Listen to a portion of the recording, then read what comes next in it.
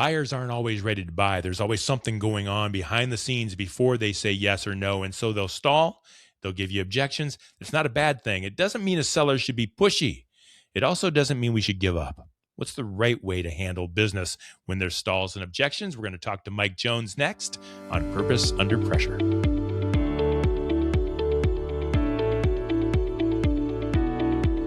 Welcome back. My name's Brian, and this is Purpose Under Pressure. It's a podcast about developing sales and leadership success on purpose and under pressure. Brought to you by the professional sales and leadership training team at Sandler by the Ruby Group. You'll find them in Akron and in Columbus, Ohio. They're in Jacksonville, Florida. They've got offices in Capital Region, New York. They do their work across the country for businesses of all sorts, and they can do it for you as well. If your people are out there trying to set expectations, make deals, build relationships, change the way things get done, you want it done on purpose. You want it done reflective of you, reflective of your organization and your company and your people. And that's why we love Sandler by the Ruby Group. It's what they do. You can reach them at therubygroup.sandler.com. The Ruby Group, master the pressure, lead with purpose, and deliver results. So let's get cooking. We're talking about pressure. And listen, I've been selling since 1992. Count them up. That's a long time. And I know that sellers get a rap. Sometimes it's earned, of being pushy, not taking no for an answer, calling back over and over again, not knowing when to say when, right? But I'm just going to say it. And I hope I don't offend anybody, but sometimes, many times, the buyers are stalling and they're even making up objections along the way, reasons to not buy. I learned from a mentor many years ago. He said, Brian, if their lips are moving, they're lying. Now, I'm not trying to be, calling people a liar. I'm not trying to be mean. I'm just saying that there's usually something going on behind the scenes that a buyer isn't sharing. And so they stall and they make up objections and they play the game. And so what's a professional salesperson supposed to do? Sorry if I'm on a soapbox here, but it's tough to be a pro and to try to do things right. And let's talk about stalling and objections. And let's do it with Mike Jones. He's the owner of Sandler by the Ruby Group, and he joins us today on Purpose Under Pressure. I'm all riled up. Mike, save me. Thanks for being here. I appreciate you having me. And you're off and running in a topic that's very near and dear to our hearts around here, so I'm excited. Right, because we're professional salespeople. We take pride in what we do, and we try to do things the right way. Not every salesperson does. I said professional salespeople. But sometimes we get a bad rap because the buyer's throwing us all around the place, and that's just not always the right way to do things. And so let's talk about that. What's going on? Why is a buyer stalling or even making up new objections along the way? Yeah, well, I think first and foremost, there are stereotypes. And the stereotype for a salesperson isn't positive in nature. It's mostly negative in nature. So people feel the need, rightly so. I get it, because I'm a buyer. There's times I have my buyer hat on and I'm dealing with salespeople, and I'm like, here we go. I mean, you pick that up. You start to just sense that there's an agenda here, and I don't like the agenda. And when that happens, people go into protect mode. You start putting up the hand. Yep. And when people go into protect mode, what they stop doing is being truthful. So salespeople, professional salespeople, need to understand that. They need to respect it, and they need to create transparency around it. So I think when we approach sales with a stranger that doesn't necessarily know us, know our agenda, know about us, we can't do it the stereotypical traditional way that all salespeople do it. As an example, find something in their office and talk about it. Everybody does that. If I start off doing that, they're going to put me in a box, right or wrong, that I don't necessarily want to be in. So part of what we teach, and you know this going through our program, is we have to interrupt the pattern of what they're expecting. And when we approach it from a position of true, selfless help, and we're comfortable talking about that, even if it doesn't serve my interest as the seller, but it serves their interest as the buyer, I have to share that. I have to go there. That's what's hard. A Yeah. lot of salespeople are commission driven and they don't look at, I need to truly help this person. They look at, I need to truly make this sale regardless so I can increase my pay. So there's a lot going on there. Yeah, they need to close that sale. That's why they're there. And so the buyer puts up the hand. And so we as salespeople, professional salespeople, need to understand why that's happening, not hold it against the buyer, realize that it's something that is part of the process, and then help them overcome that. Because if we're stalling and creating objections, no one's going to win at all. Nothing going to take place of any kind of importance. So Yeah. how can then a salesperson, if they've reset things a little bit, but how can a salesperson make the buyer feel more comfortable and less protective and without stalling and bringing up new objections?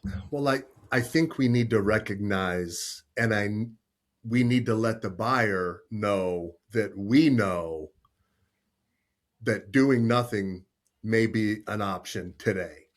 Doing it with somebody else may be an option today. Not doing it with me or my company may be an option today.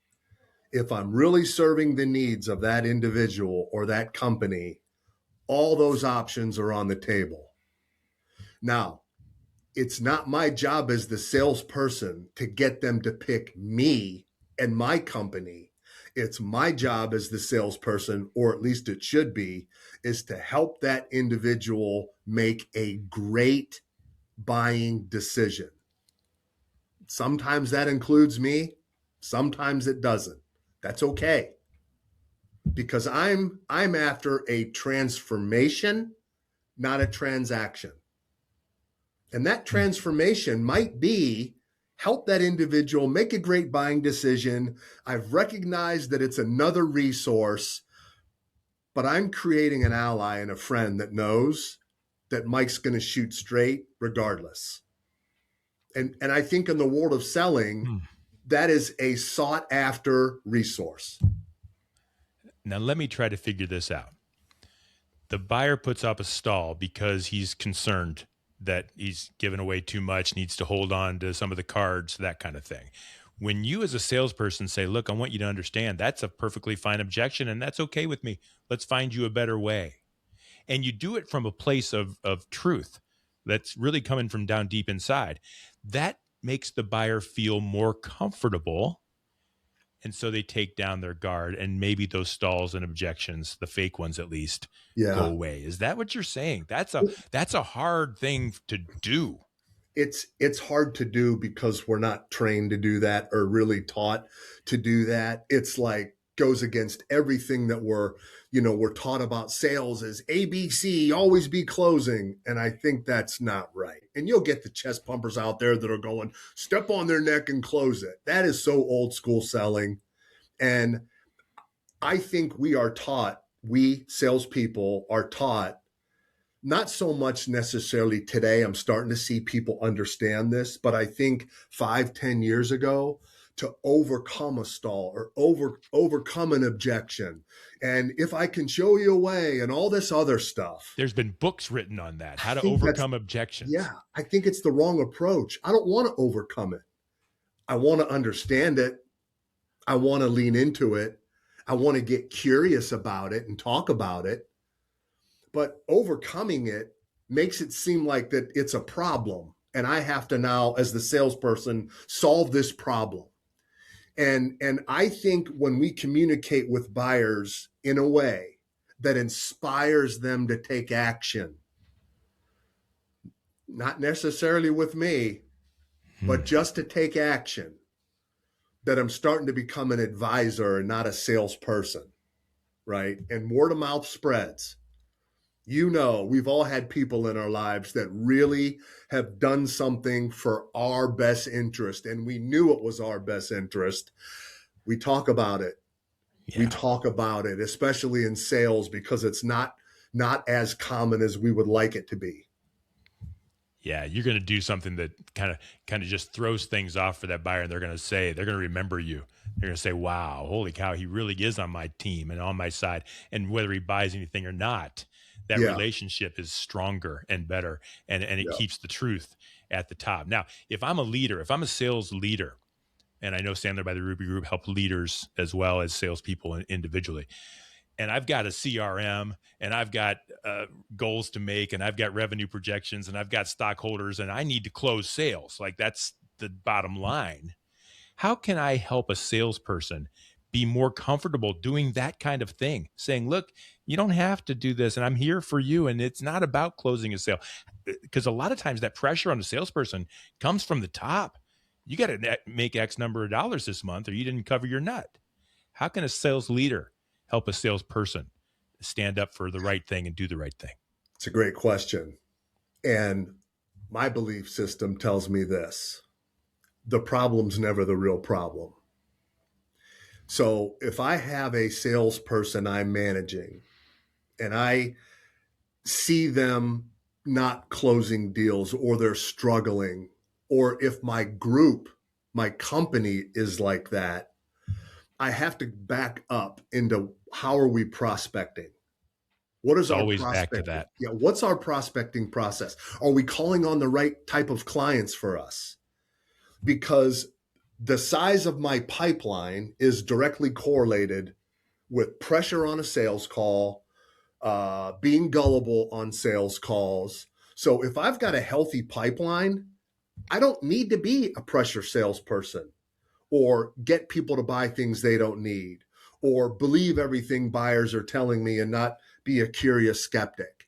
Now, if I don't have a healthy pipeline and I need the business, then I'm doing things the wrong way on all facets, right? So I really think first and foremost, we excel as a seller through the lens of our prospecting. Help me wrap this up, Mike. When a seller hears no, you've taught me no doesn't mean no forever. It means no for now. That's just always the way things go. If we find a new need, we can explore that new need. But help me to understand when a seller should say thank you very much and walk out the door. When the objections continue to come, when the stalling continues to come, and I'm not able to move the process along. Yeah. When should a salesperson say, okay, enough is enough? I When thank it's you for your time. I think when it's not in the best interest of everybody involved. Right? Now, here's what I'm not saying. Sometimes if buyers don't know us, we have to do proof of concept. I might sell it at a lower price just to get my foot in the door so we learn about each other. I might make concessions I otherwise wouldn't to get that ball moving and that relationship started. I get sometimes we have to do that.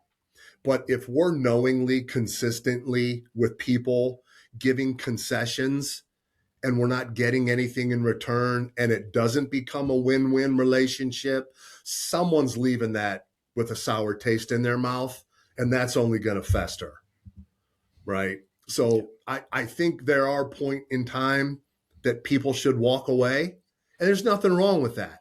We're just two people having an adult conversation about doing business. Hey, if it's win-win, great. If at the end of the day it's not win-win, man, we just got to call that out and everybody's got to be good with it.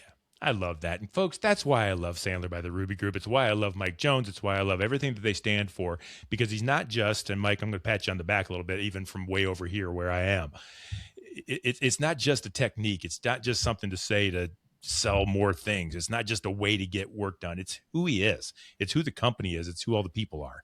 And I think if you and your organization can have a team like that, whether you work with Sandler and the Ruby Group or not, but just you know what you stand for and you're willing to stand up for what you stand for, man, you've got the battle 90% won. Isn't that right, Mike?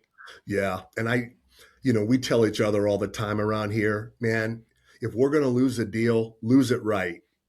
Lose it the right way. Don't do things we wouldn't do. Don't do things that are bad or in bad taste or are going to hurt what we're trying to accomplish here. There's nothing wrong with that. We can learn from it. We move on. Maybe in another 6 months, people will be in a better position. It's all good. It's all good. We just got to do it the right way. If you're going to lose the deal, lose it the right way. If you're going to win the deal, win it the right way. Yep. And win-win is what we're always looking for. So folks, that's Mike Jones. You can find him on LinkedIn. You can reach out to him and his team at therubygroup.sandler.com. Mike, thank you so much for being our guest on Purpose Under Pressure. Thanks for having me.